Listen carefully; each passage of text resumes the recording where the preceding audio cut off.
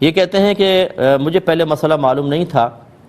جیسے امام صاحب سجدے میں ہیں یا رکوع میں ہیں تو میں تکبیر لگا کے فوراً ہی چلا جایا کرتا تھا اور قیام نہیں کرتا تھا،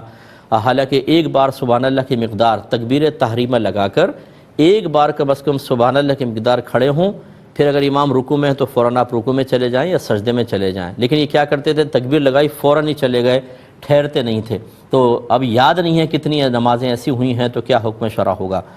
دیکھیں جب اس قسم کے معاملات ہوتے ہیں کہ آپ کو یا تعداد میں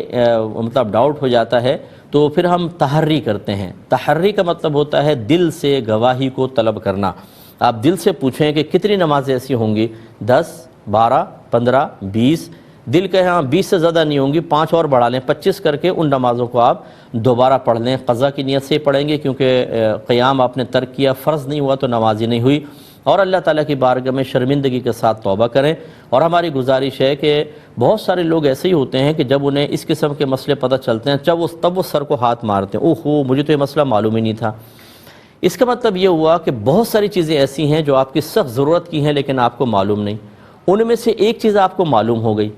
تو آپ نے غلطی اپنی پوری اس کا تدارک کر لیا، کفارہ دے دیا۔ میرا سوال یہ ہے کہ جو چیزیں آپ کو معلوم ہی نہیں ہوئیں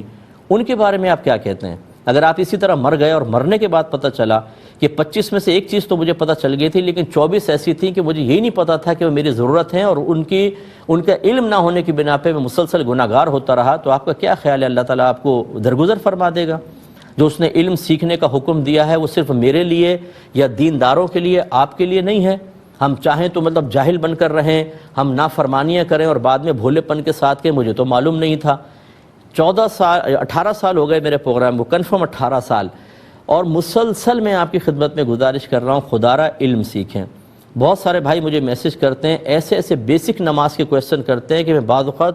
سر پکڑ لیتا ہوں کہ یہ تو ان کو 7 سال کی عمر میں آ جانا چاہیے تھا، یعنی 7 سال گزرے 8ویں میں لگے تو نماز کا یہ علم ان کو آ جانا چاہیے تھا، کیونکہ میرے آقا صلی اللہ علیہ وسلم نے فرمایا بچہ 7 برس کا ہو جائے تو نماز کا حکم دو، 10 برس کا ہو جائے تو مار کر نماز پڑھاؤ۔